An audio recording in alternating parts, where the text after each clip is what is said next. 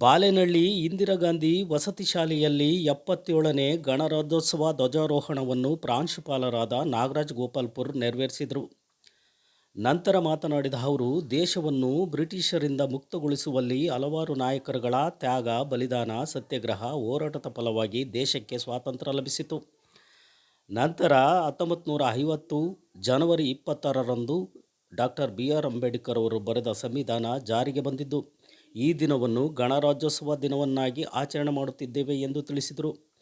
ಮುಖ್ಯ ಅತಿಥಿಗಳಾದ ನಿವೃತ್ತ ಉಪ ಪ್ರಾಂಶುಪಾಲರಾದ ಎಚ್. ರಾಜಣ್ಣರವರು ಮಾತನಾಡಿ, ಸಂವಿಧಾನ ಶಿಲ್ಪಿ ಡಾಕ್ಟರ್ ಬಿ.ಆರ್. ಅಂಬೇಡ್ಕರ್ ಅವರು ಬರೆದ ಸಂವಿಧಾನಕ್ಕಿಂತ ದೊಡ್ಡ ಗ್ರಂಥ ಮತ್ತೊಂದಿಲ್ಲ.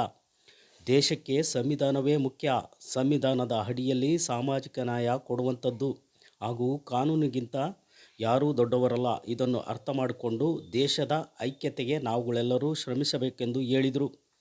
ಇಂದಿರಾ ಗಾಂಧಿ ವಸತಿ ಶಾಲೆ ಸತತವಾಗಿ 4 ವರ್ಷಗಳಿಂದ ಉತ್ತಮ ಫಲಿತಾಂಶ ಬಂದಿದ್ದು, ಕಳೆದ ಸಾಲಿನಲ್ಲಿ ಪ್ರೌಢಶಾಲಾ ವಿಭಾಗದಲ್ಲಿ ಅತಿ ಹೆಚ್ಚು ಅಂಕ ಪಡೆದು ಶಾಲೆಗೆ ಕೀರ್ತಿ ತಂದ ವಿದ್ಯಾರ್ಥಿನಿ ದುರ್ಗಶ್ರೀ.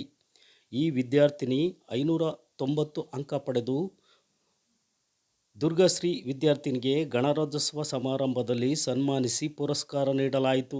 ಈ ಸಂದರ್ಭದಲ್ಲಿ ಎಚ್. ರಾಜಣ್ಣನವರು ಗಣರಾಜ್ಯೋತ್ಸವದಲ್ಲಿ ಭಾಗಿಯಾಗಿ ಪೋಷಕರ ಪರವಾಗಿ ಪ್ರಾಂಶುಪಾಲರಾದ ನಾಗರಾಜ್ ಗೋಪಾಲ್ಪುರ್ ಹಾಗೂ ಕೇಶವಮೂರ್ತಿ ಇವರನ್ನು ಸನ್ಮಾನಿಸಲಾಯಿತು.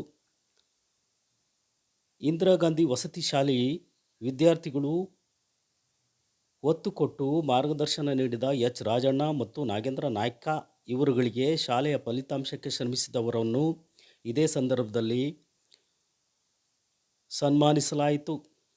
ಹಾಗೂ ಇದೇ ಸಂದರ್ಭದಲ್ಲಿ SSLC ವಿದ್ಯಾರ್ಥಿಗಳಿಗೆ ಪೂರ್ವ ಸಿದ್ಧತೆ ಪರೀಕ್ಷೆ ಪತ್ರಗಳನ್ನು ನೀಡಲಾಯಿತು.